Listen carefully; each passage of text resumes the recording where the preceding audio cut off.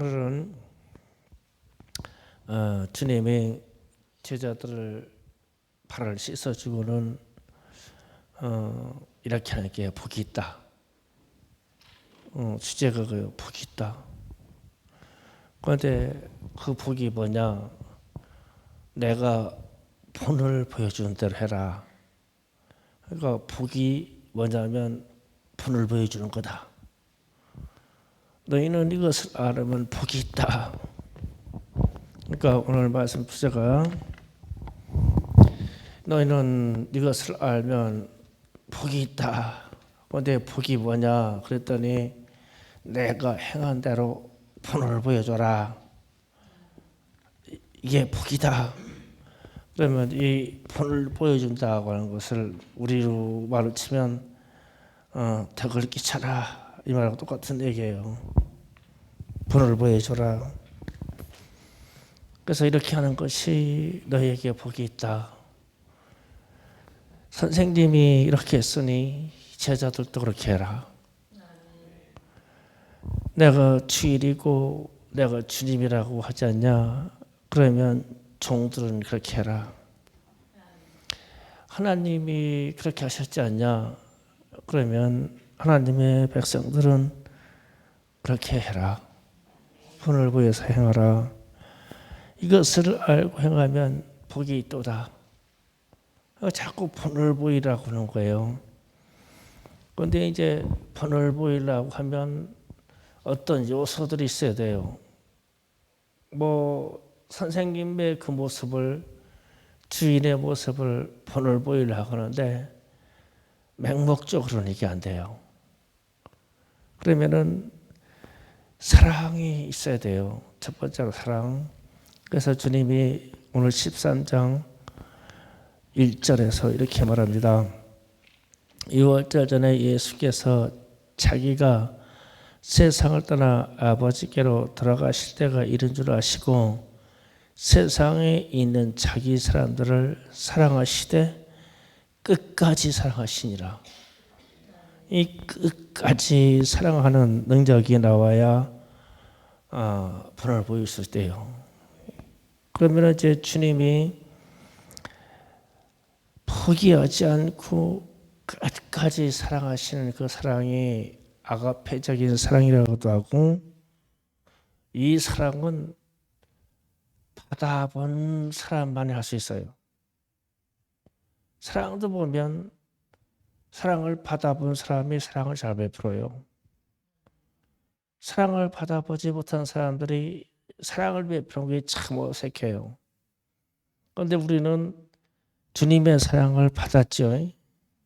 주님이 십자가에서 죽으셔서 그 생명까지 그 피를 다 쏟아서까지 우리를 사랑하셨어요. 그래서 우리가 그 사랑을 받았어요.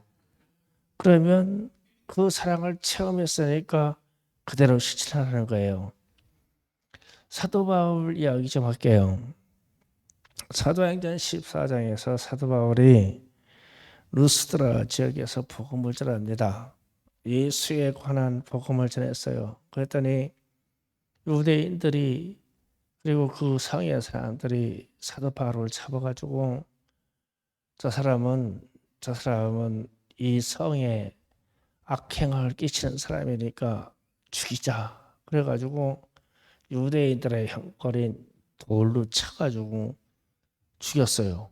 그러니까 돌로 쳐서 죽인다는 거는 인정사정 없이 막 돌을 던져가지고 사람을 깨트려서 죽이는 거예요. 그러니까 돌을 막 던지는데 맞는다고 상상해봐요. 그렇게 해서 이제 사도 바울이 죽었어요. 그랬더니 이제 성경은 죽은 줄 알고 성 밖으로 끌어내서 버렸어요. 끌어내니라. 이렇게 해서 그러면 이제 죽은 사람을 죽었으니까 버린 거죠. 죽이려고 작전하고 막 돌을 막 큰 돌 작은 돌로 막 던져서 그 돌로 사람을 깨트려서 죽이려고 했는데 죽은 줄 알고 성 밖에다가 끌고 갔어요. 그런데 사도 바울의 제자들이 이 시체를 가져다가 이제 장사 지내려고 그 앞에 가는데 살아났어요. 사도 바울이 깨어났어요. 그러니까 주님이 살려주신 거예요. 그러니까 이제 자 생각해 보세요. 성 안에서 돌 맞아서 죽었어. 죽어서 성 바깥에다 버렸어. 그럼 깨어났어. 그럼 어디로 갔겠어요? 도망갔겠어요? 그 성 안으로 다시 갔겠어요? 성 안으로 다시 가가지고 자기에게 돌 던지고 그런 사람들에게 예수는 그리스도시다. 그는 죽었다가 부활하셨다. 그러니 이 소리를 듣는 사람들이 참 속이 어땠을까? 뺑인데가 돌멩이로 쳐가지고 후겨서 갔다 내가 물었는데 아이 다시 와가지고 예수 믿으라고 그러는 거예요. 사도 바울의 사랑이 이게 어디서 왔을까? 우리라고 그렇게 할 수 있을까? 그러니까 예수님이 십자가에서 죽으셔서 생명의 구원의 본을 보여주셨는데 그걸 그대로 하는 거야. 본을 보여주는 게 복이라고 그랬으니까. 그래서 자기를 돌로 쳐서 죽인 그렇게 매질하고 악행을 한 성으로 다시 들어가요. 제자들이 참 말렸을 거예요. 그죠? 하나님 우리하고 도망갑시다. 왜 다시 들어갑니까? 아니다. 저 사람들은 예수의 사랑을 모르지 않냐? 내가 또 얘기해야 되겠어. 예수 믿으라고. 야, 우리가 이렇게 복음을 전하면 안 믿을 사람 있을까? 안 믿을 사람 있을까? 이게 예수님의 사랑을 본을 보이는 겁니다. 그래서 이 복이 있다, 본을 보이라 그런 거는 철저하게 첫 번째 사랑으로 옵니다. 지금 제가 사랑을 예수의 사랑, 사도 바울이 가졌던 영혼의 사랑을 얘기했어요. 그러면은 우리에게도 잠시 후에 기도할 건데 주님 제발 우리에게도 그런 사랑 좀 주세요. 제가 전도할 사람들이 있는데 그 사람들 보면은 그냥 그렇게 애타서 또 예수 얘기하고 또 예수 얘기하고 또 예수 얘기하고 그냥 싫어도 얘기하고 나를 죽여도 얘기하고 죽었다가 깨나면 또 얘기하고 그렇게 전도할 영혼들이 있을까? 그렇게 사랑하는 영혼이 있냐고. 그런데 사실 우리 가족 중에도 그런 사람들이 남아있죠. 그죠? 그 복이 있도다. 그런 것은 예수님을 하셨던 그 본을 그대로 보여주는 것이다. 그리고 이제 이 예수님의 그 행위를 본인이 되도록 해야 되려면 자기 희생이 있어야 돼요. 두 번째로 본을 보이려면 두 번째로 희생이 있어야 된다. 희생. 자기 희생.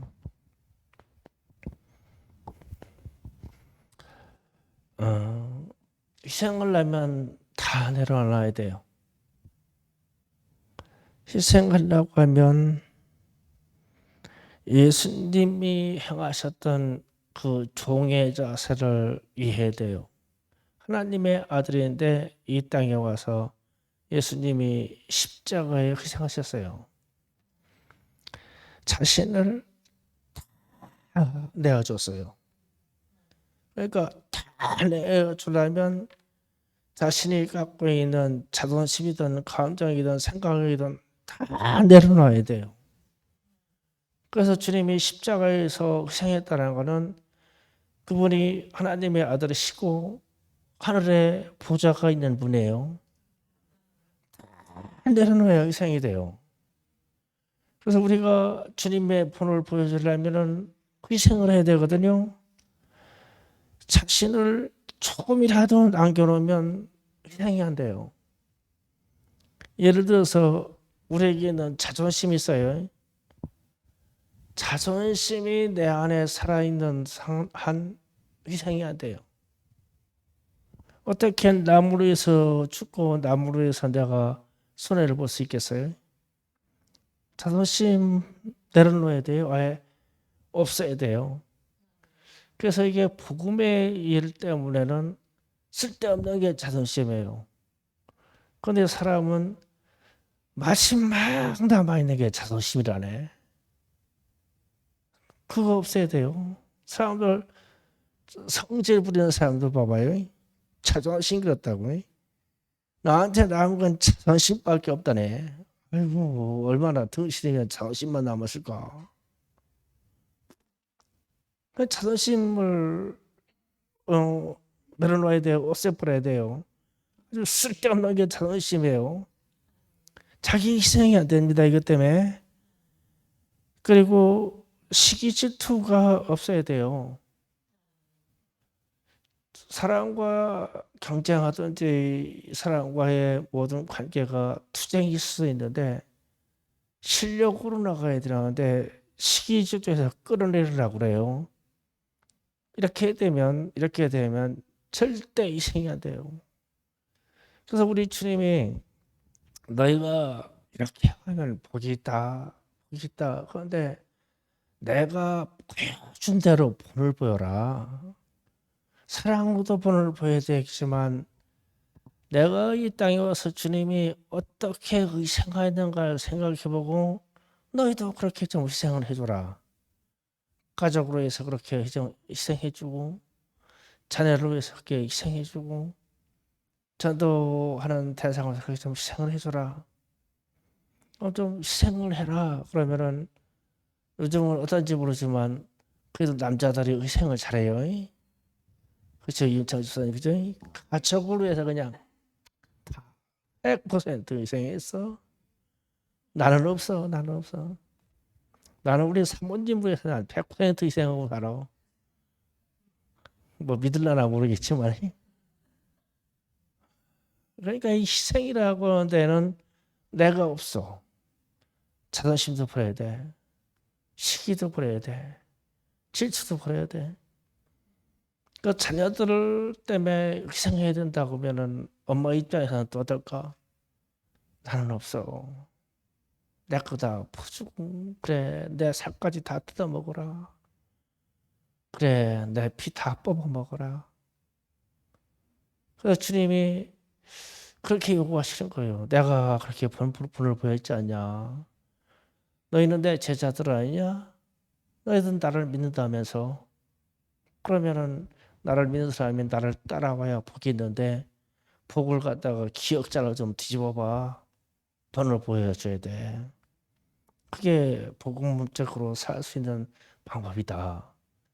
그 다음에 세 번째로 주님이 말씀하실 때 본을 보이려면 사명을 잃어버리면 안 돼요. 사명.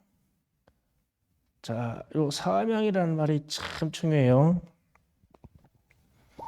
사명이라는 말은 하나님이 당신의 독생자 예수를 불러서 말하기를 내가 너희에게 내 뜻을 이렇게 하라고 이렇게 명령을 한다. 그러면서 하나님이 당신의 독생자 예수에게 말씀하여서 명령하기를 너는 죄된 내 백성을 구원하기 위해서 지상에 내려가서 십자가를 지고 죽으라. 이랬어. 예수님이 받으신 사명이요. 아들 하나님이. 그래서 예수님이 하고 지상으로 마음간에 태어나서 30여 년 동안 인간의 형상으로 그렇게 사시다가 공생에 들어와서는 하나님의 말씀을 이루기 위하여 하나님의 뜻을 이루기 위하여 십자가의 여정으로 들어가셔서 하나님의 말씀대로 십자가에 못 박혀 죽으시고 모든 살을 찢으시고 모든 피를 쏟으셔서 하나님의 뜻을 이루었어요. 이게 사명이에요. 그런데 이 사명은 우리에게도 주셔요. 여기에 있는 예수 믿는다고 하는 사람들은 다 다 사명을 받았어요. 다만 어떤 색깔로, 어떤 목적으로, 어떤 모양으로 받았냐만 달라요. 조금씩 달라요. 그래서 이런 생각을 해봐야 돼요. 하나님, 나는 주님께로부터 무슨 사명을 받았나요? 저를 왜 부르셔서 집사요, 권사요, 장로요, 혹은 다른 직분자를 부르셔서 나를 사명자로 삼으셨다면서요. 그러면은 내가 목숨 걸고 해야 될 하나님의 뜻을 수행할 그것이 뭔가요? 나한테는요. 이거 물어봐야 돼요. 성도라면 꼭 목사가 되고 뭐가 되고 이게 아니라 하늘에서 하나님의 뜻이 이루어지듯이 땅에서도 이루어지다. 요 말이 사명입니다. 그럼 이 사명을 하나님이 우리에게 누구에게 각양각색대로 다르지만 사명을 줘요. 사명을 받았어요. 그러면 이 사명을 수행하기 위하여 하나님의 뜻대로 순종하려고 해야 돼요. 사명을 받았으니까. 그런데 막연하지만 기도하고 생각하면은 내가 행해야 될 사명을 알아요. 내 양심이 압니다. 당연하게 전도하는 것은 마찬가지인데 이제 사명에는 시대가 같이 따라요. 이 시대가 어떻게 흘러가느냐에 따라서 내 사명의 모양이 달라진다고 색깔이. 자, 우리 주님이 이런 말씀하셨어요. 십자가를 지고 골고다 언덕을 올 때 많은 여인들이 주님의 제사를 따르면서 기가 막혀서 막 울었어요. 따라가면서 울으니까 주님이 고개를 들어서 말씀하시기를 우리 주님이 나를 위해서 쓰지 말고 내 자녀들을 위해서 울라 그랬어요. 그럼 이 말씀이 우리에게 적용되는 말씀이고 사명이라면 어떠지? 지금 분명히 말세계적인 증상으로 가잖아요. 그런데 주님이 나보고 너는 내 자녀들을 위해서 울라 그랬어요.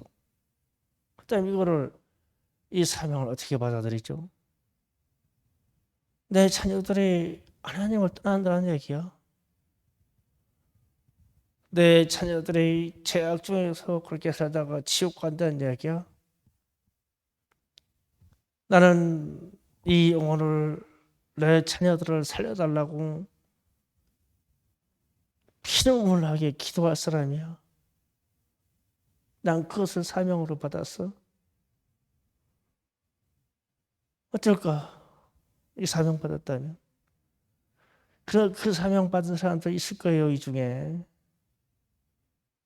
자녀들이 뭐 돈만 잘 벌고 잘 크고 잘 자라고 이게 문제가 아니고 또 이 세대가 참으로 하나님을 많이 떠나는 세대죠. 제가 이번에 노예 갔다가 그래도 우리 교회는 좀 자랑스럽더라고요. 어느 교회에서 정부에서 하도 비대면 예배드리라고 그러니까 코로나 발생하면서 비대면 얘기 나오면서 계속 영상으로만 보냈대요. 교회 오지 말라고. 그러니까 성도들이 갈급해가지고 목사님한테 따졌대요. 다른 교회는 교대로도 교회 나오게 하고 영상 제작팀을 해가지고 사람을 20명도 들어오게 하고 50명도 들어오게 하는데 왜 우리 교회는 한 명도 교회 들어오지 말라고 해서 맨날 핸드폰으로 영상만 보내냐고. 우리도 좀 제발 예배 드리자고 그랬대. 대한민국에 그런 교회들이 지금 많이 있어요. 아, 문 닫아버렸어? 저는 대면 예배를 원칙으로 해요.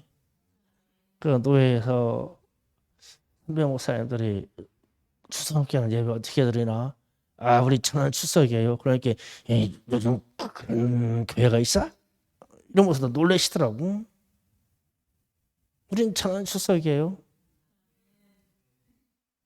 왜 이야기하냐면 이거 예배 드리지 못하게 하는 시대가 오면 우리의 사명은 뭘까?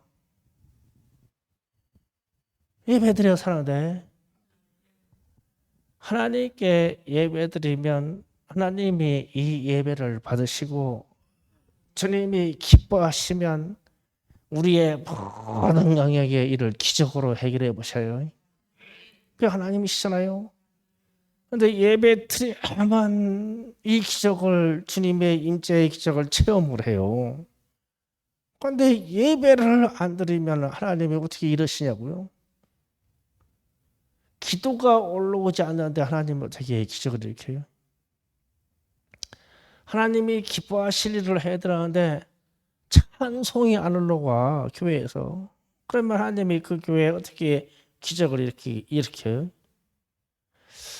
그러면 이 시대에 생명을 걸고 예배하려고 하는 것도 사명인가? 이것도 사명의 시대가 올까? 올 수도 있어요.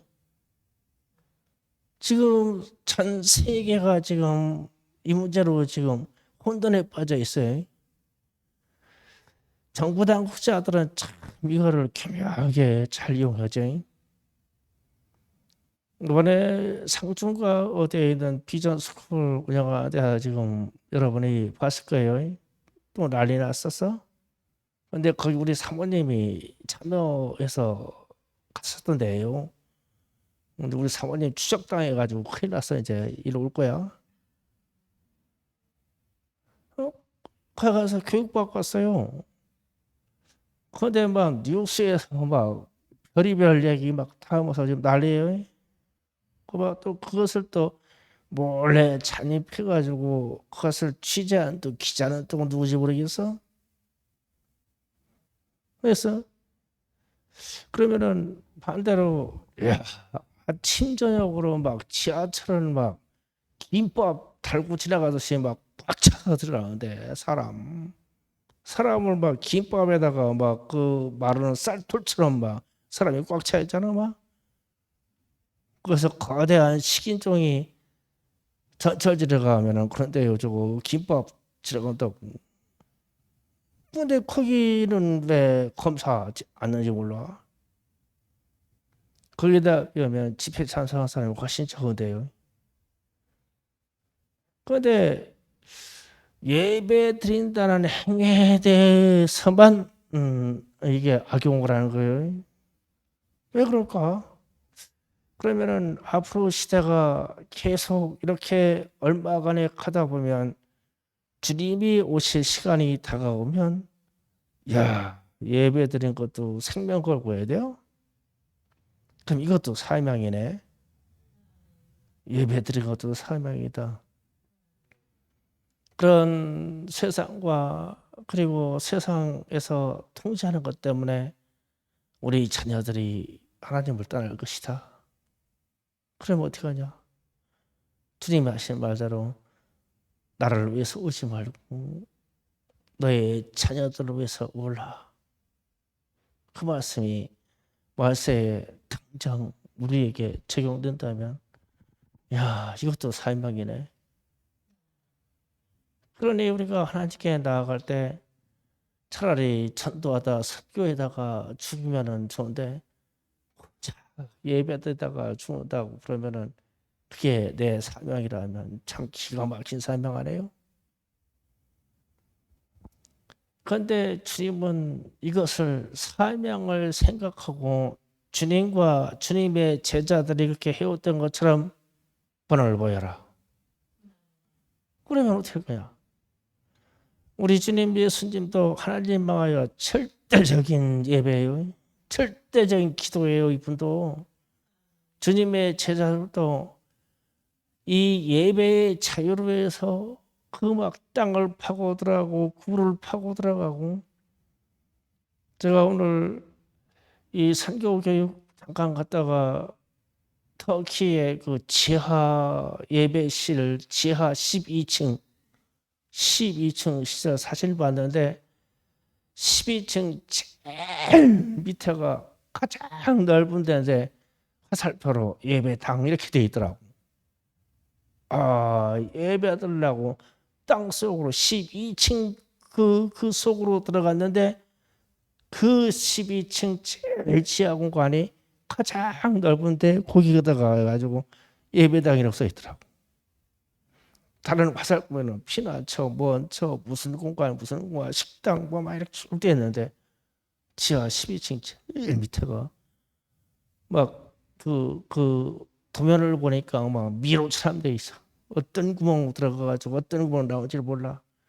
그런데 하여튼 막 내려가고 해가지고 지하 12층 공간까지 들어가면 예배당에 있어.